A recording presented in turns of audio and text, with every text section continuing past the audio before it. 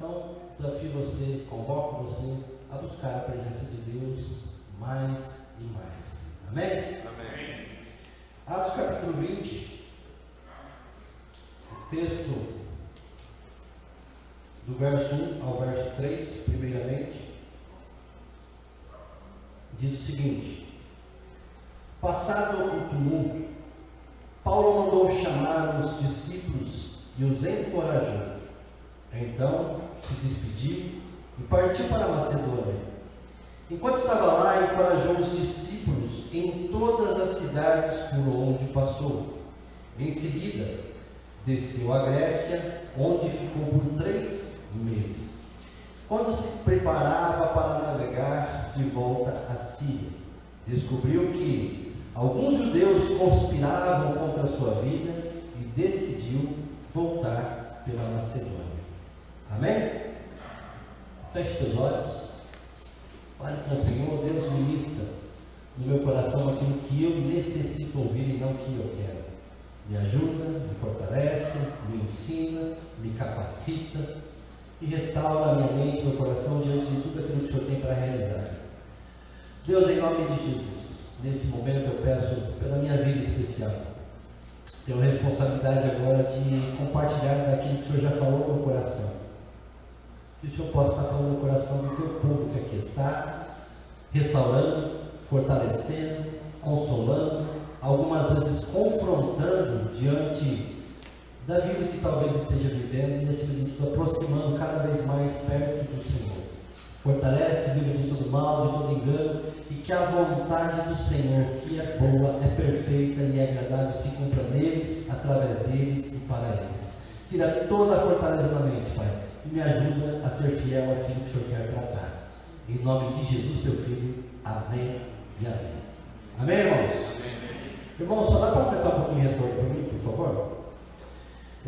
Se você não está recebendo lá diariamente o prospecto, a imagem sobre o motivo de oração do dia, irmãos, você pode procurar o Sandro, ele encaminha para você. Eu digo isso porque alguns irmãos eu ainda não adicionei no grupo da igreja do WhatsApp, por alguns motivos que às vezes mais pessoais e ministeriais da minha parte, mas estão no contexto da igreja. Procura o Sandro, ele vai anotar seu contato e vai enviar diariamente o motivo de oração, o versículo, diariamente até o término dessa jornada. Entendeu? Diz amém. Amém. Vamos lá, irmãos, o tema proposto novamente, volta um pouquinho para mim, por favor. É multiplique o reino de Deus. A Bíblia diz, irmãos, que o reino de Deus é de justiça, paz e alegria no Espírito Santo. E quando o Espírito Santo ele passa a agir, habitar em nós recebemos um kit de sobrevivência chamado fruto do Espírito, o fruto do Espírito, com 9 itens. Mas eu quero compartilhar sobre esse reino de Deus de uma forma abrangente no decorrer do ano, sobre os 9 frutos, itens, ou kit, ou gomos, que a gente costuma usar uma polcão, um mexerico, usando esses gomos como forma de lição, de didática. Mas também sobre o que é o reino de Deus que o apóstolo Paulo aqui está vivendo e como ele está vivendo e como nós devemos viver diante do contexto do mundo em que vivemos, no contexto do seu lar, da nossa cidade, estado, nação, diante do mundo. Na semana passada nós falamos um pouco de 4 itens, ou 4 princípios que precisamos avaliar na nossa vida sobre o reino de Deus, sobre a ação de Deus na minha vida e como eu reajo diante dessas ações. A primeira delas é o quanto eu sou persistente na oração, crendo na solução, porque algumas vezes oramos sem fé, de que Deus ele está no controle de tudo e Ele vai entrar com providência naquilo que nós estamos vivenciando.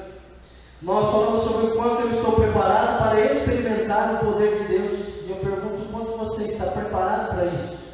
Para que o poder de Deus se manifeste na sua vida em primeiro lugar e por consequência em sua casa ou contexto em que você esteja inserido.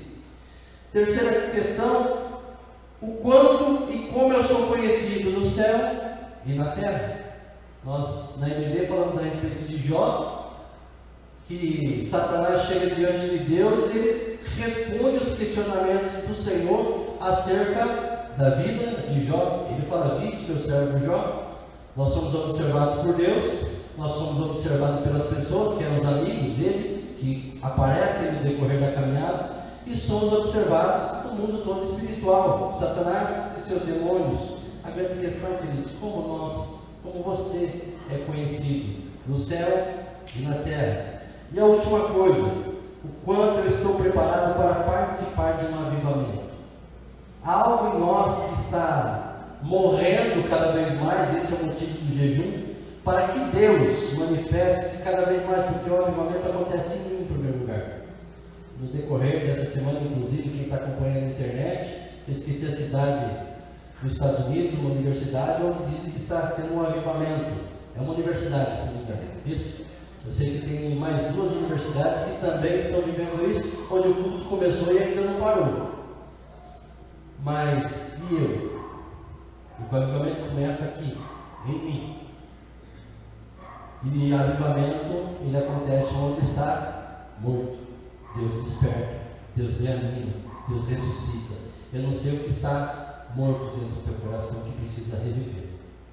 Deus quer tratar coisas novas na nossa vida, começando em mim, através de mim e por consequência para mim. Amém?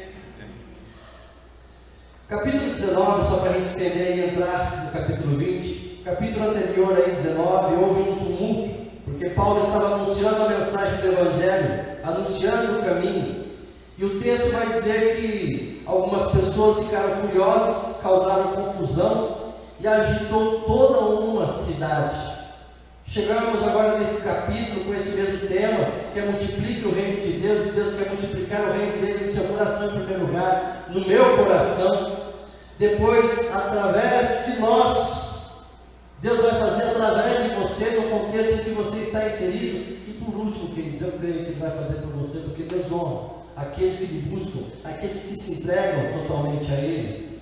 O reino de Deus precisa nascer no meu coração em primeiro lugar, precisa crescer em nós, gerar frutos, resultados e multiplicar pela fé a palavra de Deus, independente daquilo que nos cerca, seja bom, seja ruim. Nós precisamos entender que Deus, Ele continua no trono, os governos mudam, Ele continua no controle de tudo e de todas as coisas. E quando nós entendemos e confiamos naquilo que Ele tem, nós aprendemos a administrar as adversidades e em outras vezes vencer as adversidades que surgem no decorrer. Nesse capítulo de número 20, irmãos, continua sobre essa narrativa do apóstolo em anunciar o caminho. Além de tudo, viver esse caminho de verdade e vida que é Jesus nele. Porque aquilo que Ele prega, Ele vive. Essa narrativa do que Deus é capaz de fazer, dos milagres acontecerem, Ele não apenas prega com uma oratória bonita, Ele vive essa oratória. As pessoas olham para Ele e enxergam a pessoa de Deus, a pessoa de Jesus Cristo, o qual nós nessa noite iremos compartilhar, porque tudo se trata sobre Jesus Cristo. Amém? Eu quero compartilhar alguns princípios que eu encontrei nesse texto, que Deus compartilhou comigo, para que nós possamos entender, queridos irmãos, e acima de tudo aplicar diariamente, onde quer que eu e você possamos colocar a planta dos nossos pés. Primeira coisa, voltando para a leitura, eu convido você a abrir aí Atos 20, do verso 1 ao verso 3. E aqui, vou precisar. Foi. Não foi.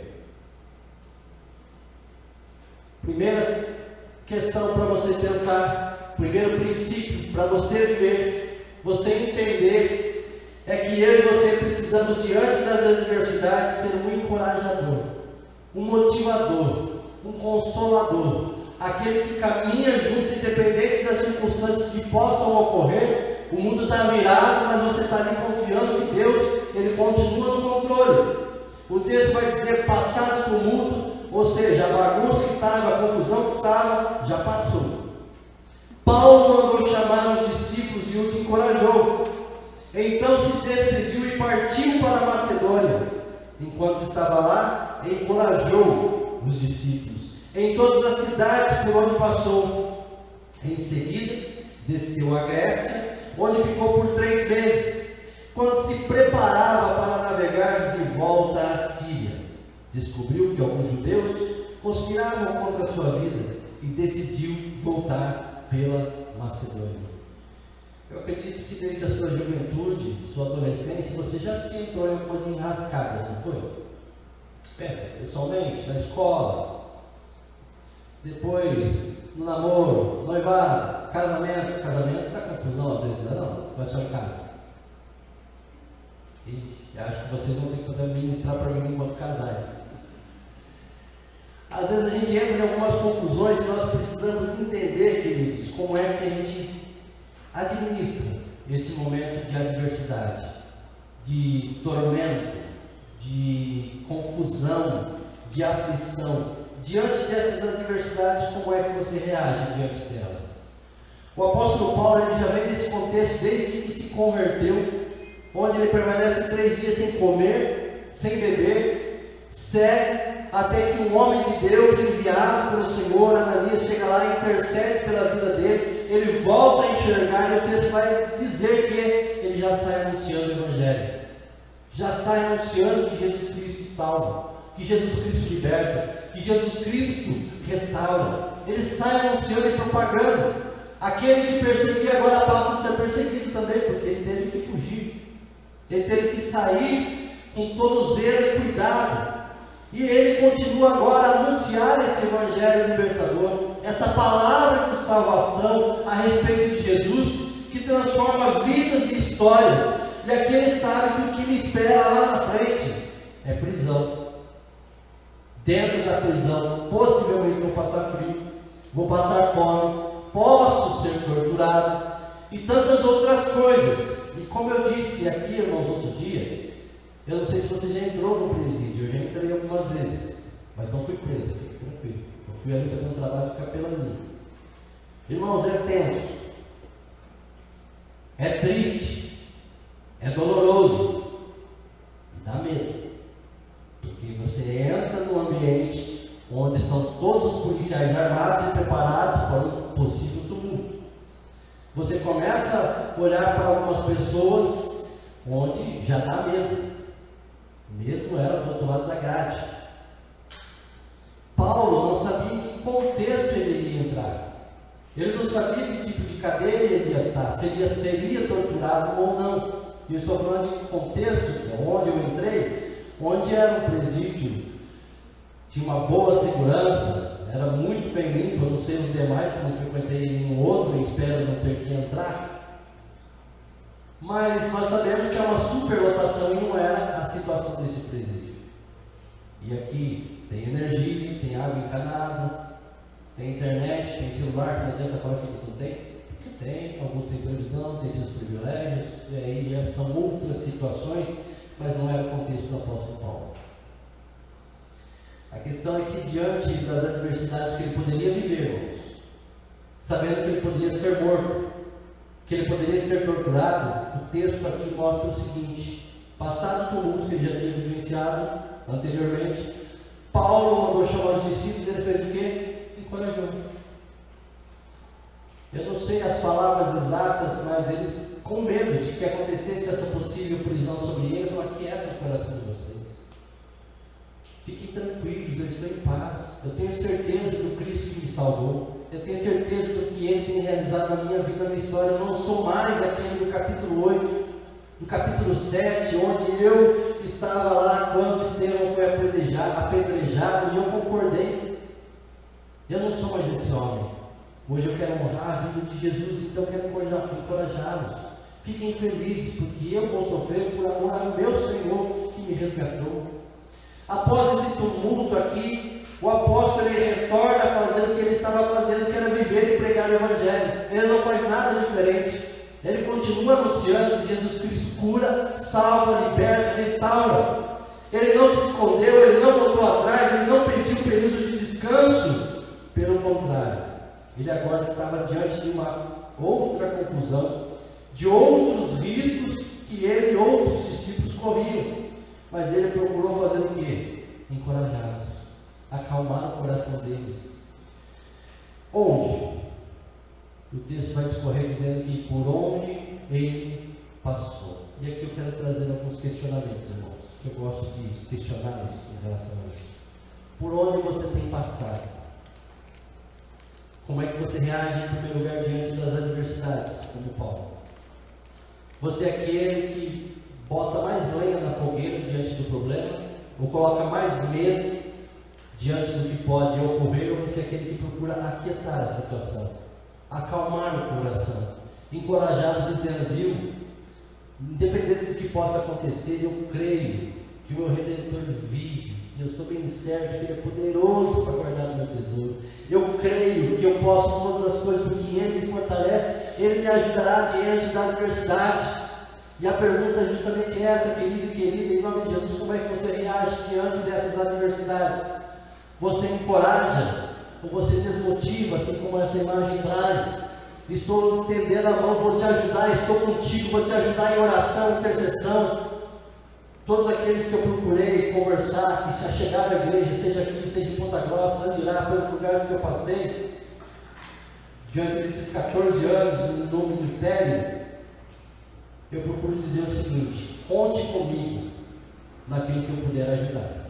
O que eu não posso, vamos colocar diante de Deus, porque Ele tudo pode. Como é que você reage, irmãos? Como é que você responde diante das adversidades? Porque tem coisas que não estão no meu controle, não estão no seu controle, mas sempre estarão no controle de Deus. Amém? Amém. Primeira questão, irmãos: seja encorajador diante das adversidades, estenda a mão para quem precisa e celebre a vitória junto com cada um deles. Quais são as adversidades, irmãos? Nós temos diversas, mas elas trazem alguns riscos na nossa caminhada. Uma delas qualquer, elas tendem a nos fazer voltar atrás. O apóstolo Paulo, ele persevera, ele volta a fazer o que ele estava fazendo, pregar o evangelho, correr riscos de vida. Algumas vezes as adversidades, os problemas, aquilo que disseram ao meu respeito, aquilo que fizeram contra mim, ao governo, qualquer outra coisa, ela tende a fazer o quê? Está na hora de voltar atrás. Seja ministério, seja casamento, seja família, seja negócios, seja trabalho. Eu quero voltar atrás porque não devia ter feito isso, não devia ter entrado nesse negócio. Estou dizendo aqui questionamentos pessoais e não espirituais, daquilo que Deus, está na hora de voltar atrás. São circunstâncias diferentes. Eu pergunto: você tem voltado atrás para aquilo que Deus começou na sua vida? Quais adversidades, o que elas ainda fazem, irmãos? As adversidades não podem te fazer desacreditar no agir de Deus, porque é isso que o diabo quer. É isso que as circunstâncias trazem na nossa vida, fazer você e eu desacreditar que Deus não tem solução para a minha aflição. Me desanima, eu deixo de crer que Ele tudo pode. As adversidades não podem me fazer abandonar a fé, como muitos já abandonaram. Eu volto atrás, não quero mais saber de igreja, e pastor, para mim é tudo falso. Irmãos, quantas vezes já ouvi isso? Antigamente, quando eu venho com esses antigamente, depois que eu me lembro, se tiver, né? Enfim, um tempo atrás, não muito distante, quando você ia numa loja e falava assim: eu posso pagar amanhã? Eu sou crente. Pessoal, você é crente? Não, pode levar, tranquilo, sem problema. Hoje você falar que você é crente, pode pagar amanhã? Fiado só amanhã. Se você fala que você é pastor, o negócio às vezes piora. E eu tenho que falar porque é o que eu faço, o que eu sou acima de tudo, ou o que eu estou executando no momento diante daquilo que o Senhor tem para a minha vida. Mas diante do que as adversidades algumas vezes fazem ou tendem a fazer com que eu e você abandone a fé. Estou triste com Deus, estou triste com as pessoas da igreja, estou triste com o pastor, não acredito em mais pastor nenhum na vida, não quero nem saber. Irmãos, tem tanta coisa que já ouvi em relação ao pastor e sobre ser crente, e alguns nem sabiam que eu era crente, que eu era pastor em outro lugar quando começava a conversa. Aí a hora que eu me apresentava: não, mas não é todo mundo. Eu não sei se com o pastor Júnior já ouviu nesse contexto, mas irmãos, o negócio, como diziam em Piracicaba, é trash. As adversidades, queridos, elas devem nos fazer crer ainda mais no poder de Deus. É isso que você deve entender. Esse é o motivo de você orar. Esse é o motivo de você abrir a Bíblia para ler, para meditar dia e noite. E o texto lá de Josué diz que tendo cuidado de guardar e cumprir tudo quanto nele está escrito. Assim farás prosperar o teu caminho e serás bem sucedido. Queridos, é debruçando na palavra de Deus que nós alimentamos a nossa fé, que nós cremos mais em Deus do que no que as pessoas dizem. Nada nesse mundo pode te fazer desacreditar em Deus, porque a sua vida, a sua mente, o seu coração está pautado por aquilo que Deus diz, afirma que Ele é. Creia que Deus está no controle de tudo e todas as coisas sobre a sua vida. Não desanime com Deus, não desanime com a palavra de Deus, não deixe de orar e buscar a presença de Deus, esteja diante dele constantemente. Amém? O dicionário diz que encorajar, irmãos, é estimular. Eu estimulo você então em nome de Jesus a orar mais, a ler mais a Bíblia e confiar mais em Deus do que no governo, do que nas pessoas. É animar, queridos, se anime. Incentivar. Assim o apóstolo Paulo estava fazendo, crendo que Deus estava no controle de tudo e de todas as coisas. Diante das adversidades, que você seja forte, seja corajoso. Diante das adversidades, procure aprender com o problema, coloque foco na solução, e a maior parte das vezes a gente coloca o foco na desgraça. Não tem mais jeito, não tem mais solução, eu não quero mais saber, vou jogar tudo para o ar. Queridos, Deus está no controle, Ele pode todas as coisas, restaurar, fortalecer, libertar, curar, seja o que for, mas nós precisamos nos alinhar com aquilo que Ele tem para a nossa vida. Amém? Segunda lição, passa para mim, por favor. Pense sobre isso, irmão, sobre a imagem, sobre esse tópico. Seja um agente de esperança e não do desespero. Algumas vezes nos tornamos estagiários de Satanás por aquilo que nós falamos a respeito do que Deus pode ou não, a respeito do que Ele é ou não. As nossas atitudes falam mais do que nós somos, não do que Deus é. E nós precisamos fazer uma afirmativa diferente do que Deus é, do que Ele pode, do que Ele é capaz. Seja um agente de esperança e não de desespero. Atos 20, do verso 8 ao 10 diz: a sala no andar superior onde estávamos reunidos era iluminada por muitas lamparinas. O discurso de Paulo se estendeu por horas, e um jovem chamado Eutico, que estava sentado no parapeito da janela, ficou muito sonolento. Por fim, adormeceu profundamente, caiu de uma altura de 3 andares e morreu. Paulo desceu, inclinou-se sobre o jovem e o abraçou. Não se desespere, disse ele, o rapaz está vivo. Paulo anunciando o Evangelho, pregando o amor de Deus, pregando o poder de Deus, a sua mensagem estendeu por horas. Por isso que eu tento ser objetivo, irmãos. Embora não tenha ninguém na janela, pendurado, sonolento. Mas às vezes eu observo que tem alguns irmãos que estão dormindo. Mas enfim, seja um agente de esperança e não do desespero. A mensagem foi longa. O cansaço abateu no jovem. Ele caiu e morreu. Esse jovem poderia ter ido para casa: eu cansei, eu trabalhei durante o dia, a mensagem está muito longa. Mas não, ele ficou. Ele não foi. Ele ficou ouvindo sobre o caminho, sobre a verdade, sobre a vida que é Jesus. E queridos, multiplicar o reino de Deus é ser um agente de paz, de esperança, de amor e de cuidado. Diante dessa circunstância, aquele jovem caiu, e o texto diz que morreu. E olhando no dicionário em casa, procurando alguns outros pastores falando sobre o assunto, sobre se ele morreu, se ele desmaiou, porque o texto não diz que Paulo desceu, que estendeu a mão, que ele gritou e orou. O texto diz que Paulo desceu, se inclinou até onde o jovem estava, e ele reanimou o povo dizendo: acalme-se, ele está vivo, sem desespero, sem gritaria, e o texto não diz que ele orou. Mas algumas pessoas que eu estava ouvindo, e o dicionário em casa, o comentário, fala, não, o texto diz que ele morreu, não diz que desmaiou, não diz que passou mal, diz que ele morreu. E eu creio que Paulo, quando desceu, O poder do Espírito Santo que agia nele, ao descer próximo daquele jovem, reanimou. Isso significa, irmãos, que quanto mais perto você está de Deus, mais dele você vai experimentar os seus milagres, da sua ação, do seu cuidado, da sua proteção, da sua provisão.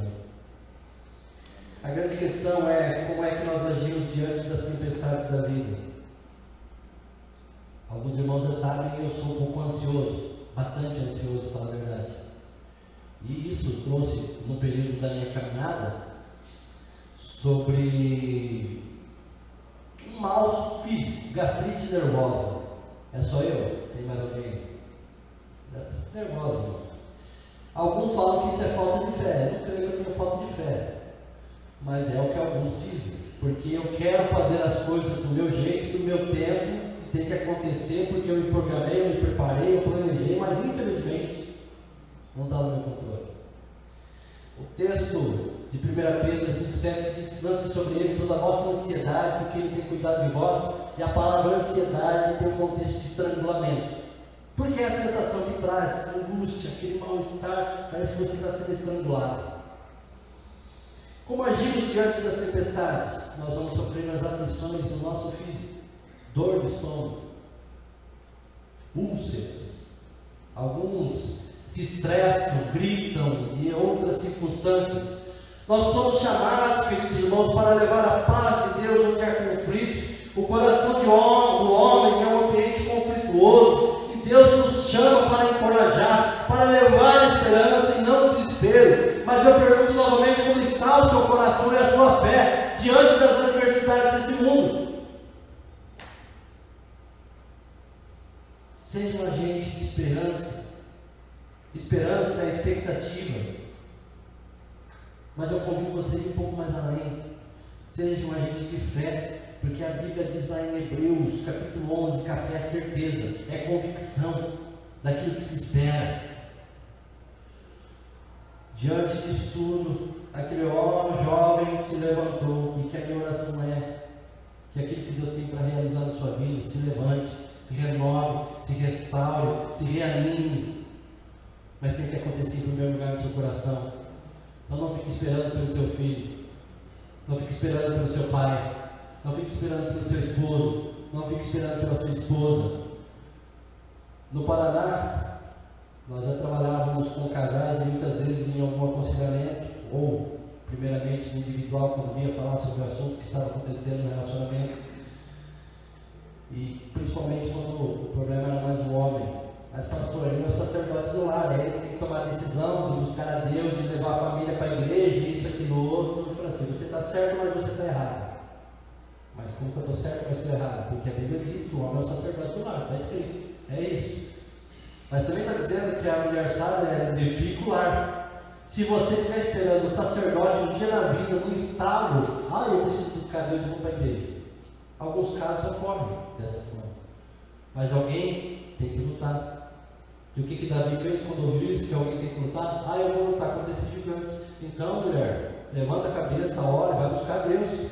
Leve seus filhos para a igreja. Começa a orar, começa a interceder. Se o sacerdote não está fazendo, uma hora ele vai fazer em nome de Jesus. Seja encorajadora, animadora. Seja aquela que vai motivar ele a buscar mais a Deus. E para os homens, da mesma forma, queridos. A esposa, os filhos, tudo isso é diferente, não está ocorrendo conforme você planejou ou espera. Deus vai fazer em nome de Jesus, mas faça a sua parte, porque a Bíblia nos chama de cooperadores de Deus. Amém? Amém. Passa para mim, por favor, terceiro. Atos capítulo 20, o verso 21 diz: anunciei uma única mensagem, tanto para os judeus como para gregos. É necessário que se arrependam, se voltem para Deus e tenham fé em nosso Senhor Jesus. Eu quero dizer para você, querido e querida, o seguinte: recalcule rota quando for necessário, porque algumas vezes está andando perdido, não sabe para onde vai, que caminho que é. E a Bíblia diz que há um caminho, que há uma verdade, e que esse caminho e verdade leva à vida, nos leva até o Pai, nos leva até o Senhor. Mas é necessário recalcular a rota para o caminho que estamos seguindo, como estamos seguindo, e acima de tudo, com quem nós estamos seguindo.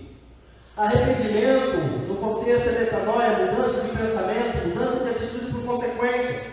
É o caminho para a vida, o caminho para a paz, alegria, transformação, recalcular rota, rumo a um novo tempo daquilo que Deus tem para fazer nas nossas vidas e famílias, em o nome de Jesus, amém?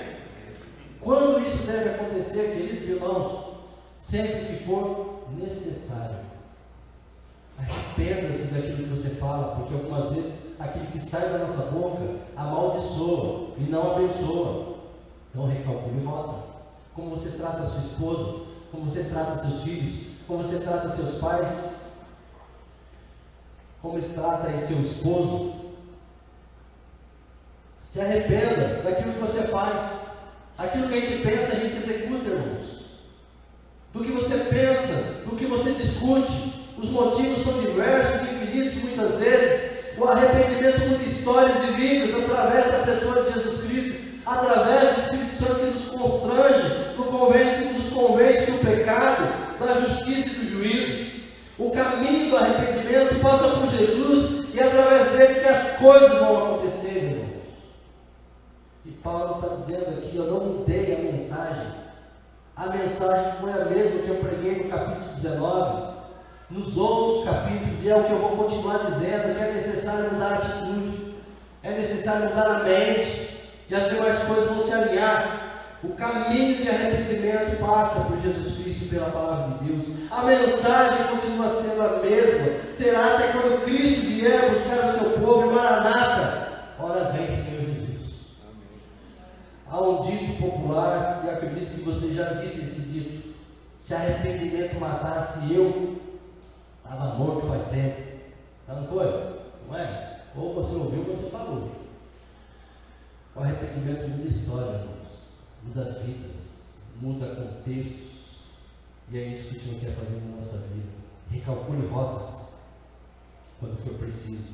A palavra de Deus sempre vai mostrar o caminho que se deve fazer, voltando-se então para o Senhor. Versos 22 a 24 diz: agora, impelido pelo Espírito Santo, ou seja, quem dirige a vida de Paulo é o Espírito Santo, vou a Jerusalém. Não sei o que me espera ali, senão o que o Espírito Santo me diz. Em todas as cidades que tenho pela frente, prisão, sofrimento. Na minha vida não vale coisa alguma para mim, a menos que eu a use para completar a minha carreira. E a missão que me foi confiada pelo Senhor Jesus: dar testemunho das boas novas da graça de Deus. Mesmo diante de sofrimentos, eu quero dizer para você: cumpra o seu propósito. Propósito é objetivo, propósito é destino final. Cumpra a missão na qual Deus te chamou. Como? Primeiro, impelido pelo Espírito Santo, estimulado, encorajado e direcionado pelo Espírito Santo de Deus através da palavra do Senhor.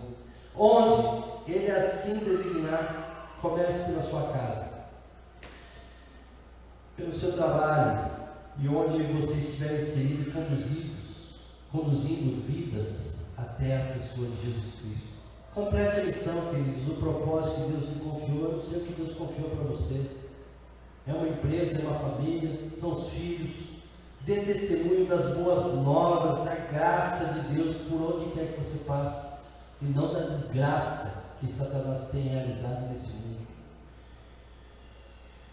Passe para mim aqui, por favor. Verso 28 ao 30, irmãos, diz o seguinte: portanto, cuidem de si mesmos e do rebanho sobre o qual o Espírito Santo os colocou como bispos, a fim de pastorearem sua igreja, comprada com seu próprio sangue.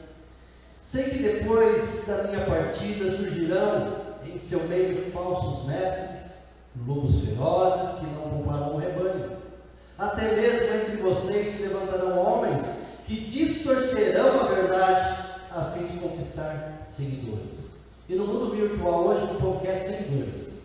Aqueles que vão impulsionar o seu canal, o seu perfil no Instagram, e vão monetizar. E vocês vão viver disso, os influenciadores digitais.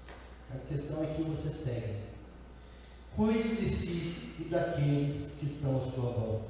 Cuide de si fisicamente, emocionalmente, financeiramente, espiritualmente. Você é responsável por si. E ajude aqueles que estão à sua volta. Eu vou dar um exemplo, irmãos. Até o ano passado, o Enzo estava numa outra escola, meu filho, e mudamos de escola 700 metros dali de casa. Então, de manhã a gente leva, 11 horas, 11h20 vai buscar. E no começo, eu voltava da escola, falei, dá aqui a mochila, eu levo para você. E foi. Passou um mês, passou 2 meses, e aí foi indo, e eu com a mochila dele, eu fui fazer um negócio diferente. Porque a primeira coisa que ele faz quando me vê, leva para mim. Olha, rapaz, não é assim não. Aí eu falei assim, ó, ele leva para mim? Eu, não, você vai levar hoje. Nossa, pai! De vez em quando vocês vão ouvir esse nossa pai, vocês já não ouviram aqui quando eu chamo a atenção dele. Nossa, pai, você vai levar, menino. Mochila é sua, você está pensando o quê? Pode carregar. Mas está pesada, continua sendo sua. Vamos embora. O bico dele ficou desse tamanho, chegou em casa. Dia seguinte, saiu da sala de aula, leva para mim? Não, a mochila continua sendo sua. Pode levar. Foi bravo. Terceiro dia, ele saiu.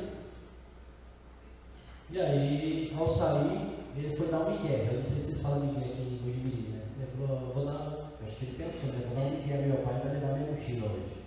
Eu vou no banheiro, já venho. Falei, tá bom. Só que eu já peguei a mochila, coloquei em cima da mesa. E saí um pouco mais à frente, e ele foi no banheiro, voltou, e todo feliz da vida, sem mochila. E quando eu cheguei perto do portão, eu falei assim, a sua mochila está em cima da mesa, pode pegar ele. Nossa, pai, a mochila, filho, continua sendo sua. E do terceiro dia em diante, a mochila é dele. Para ir, para voltar, eu não carrego. Aí talvez você pense, pastor, é ruim. Não, irmãos. Eu estou cuidando dele. Porque há fardos, e entendo o seguinte, tem pessoas que vão querer que você carregue o peso dela. Mas que mal tem levar uma mochila com ele? Não tem mal nenhum, irmãos. Eu vou levar, não tem problema. Para mim, é diferente. Mas a questão é, primeiro, ele aguenta o peso dela. No último dia de aula, dia 12 de dezembro, ele voltou com um monte de livro que eu não entendi porque ele mandaram aquele monte de livro. E veio com peso. A primeira coisa que eu fiz, já percebi que estava diferente com ele. Aí eu falei, deixa eu ver essa mochila. Peguei e falei, o que você está carregando aqui? A minha blusa, não sei o que, e os livros. Aí a hora que eu falei, não, deixa que hoje o pai leva. Sabe o que eu quero dizer para você, irmãos? Tem muita gente que quer que você carregue o fardo do outro. E ele fica tranquilo da vida, não vai aprender a carregar o peso dele. Segunda coisa, você precisa calcular o peso. Eu calculei, eu vi as possibilidades que ele pode carregar ou não. E quando eu vi que isso ia sobrecarregá-lo, o pai está aqui para te ajudar. E aí, daqui que eu carrego. Mas ele aprendeu a lição, que o peso dele é ele que tem que carregar.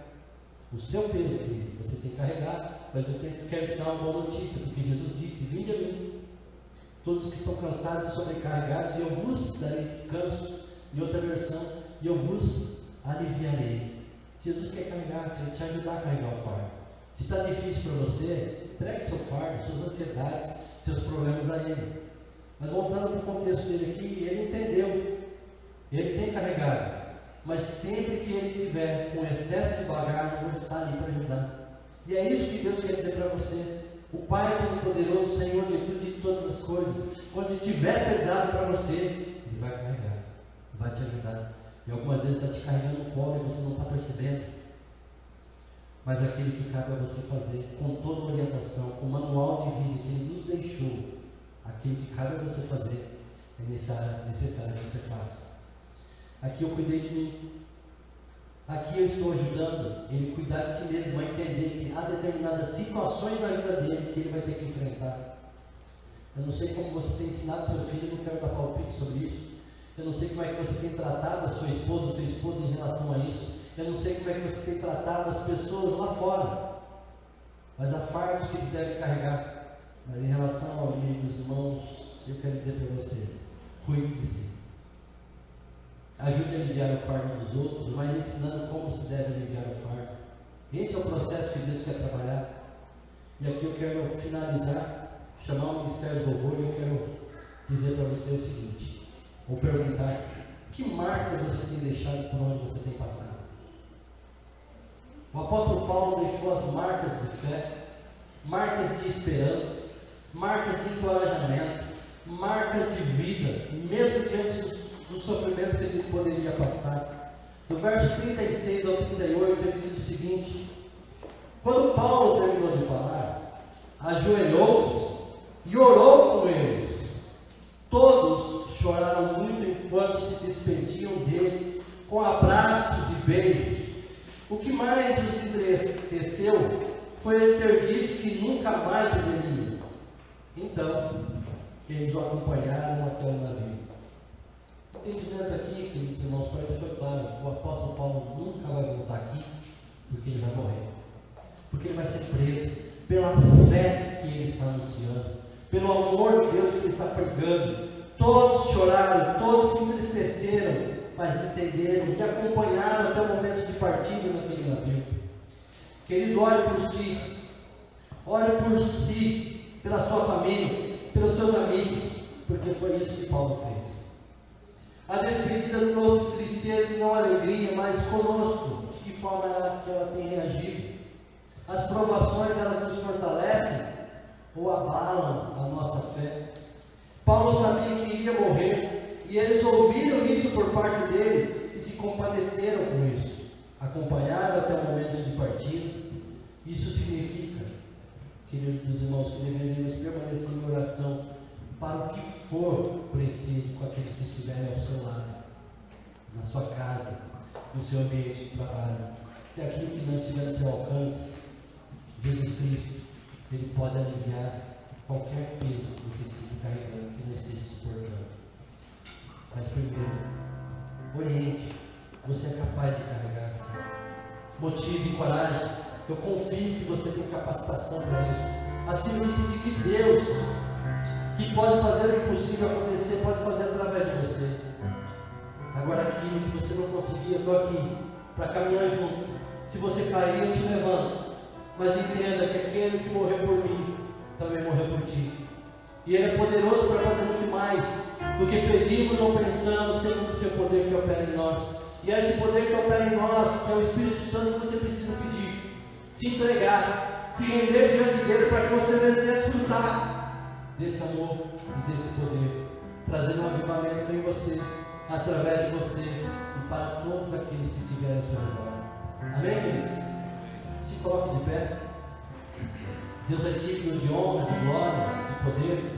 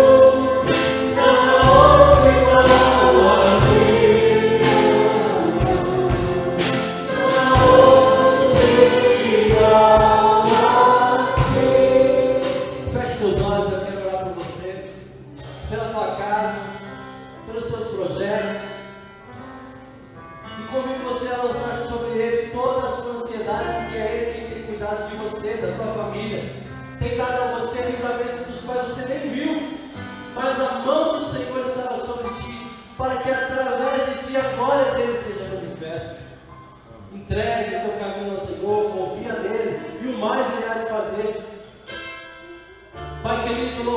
seja o nome do Senhor. Aqui nessa noite nós falamos de Jesus, o autor e consumador da nossa fé. Nós possamos sair daqui como encorajadores, aqueles que levam a palavra de paz, de esperança, de restauração, trazendo multiplicação para o reino do Senhor, multiplicando fé, multiplicando amor, multiplicando esperança, multiplicando alegria e bondade, e assim por consequência multiplicando o reino do Senhor até que o Senhor venha. Para isso, Pai, queremos que a glória do Senhor seja manifesta não naquilo apenas que falamos, mas na forma que vivemos. Dá uma semana de paz, de alegria, de amor, de conforto, de consolo e de confronto algumas vezes. Que aqui haja restituição, haja libertação, haja restauração, haja quebrantamento, quebra todo orgulho. Que o Espírito Santo do Senhor convença do pecado, da justiça e do juízo. Que haja uma entrega de vidas a Jesus, se rendendo aos pés da cruz, reconhecendo Ele como único e suficiente Salvador, se reconciliando com Ele, declarando: Jesus, eu me reconcilio com o Senhor. Pai, quebra todo mal, todo engano, discórdia, contenda, tudo aquilo que não vem do Senhor, para que o teu povo que aqui está desfrute da boa, perfeita e agradável vontade do Senhor, Pai. Dá uma noite da tua paz, uma semana de renovo, uma semana de vitória para a honra, para a glória do nome do Senhor, Pai. Essa é a minha oração, em nome de Cristo Jesus. Amém, amém e amém.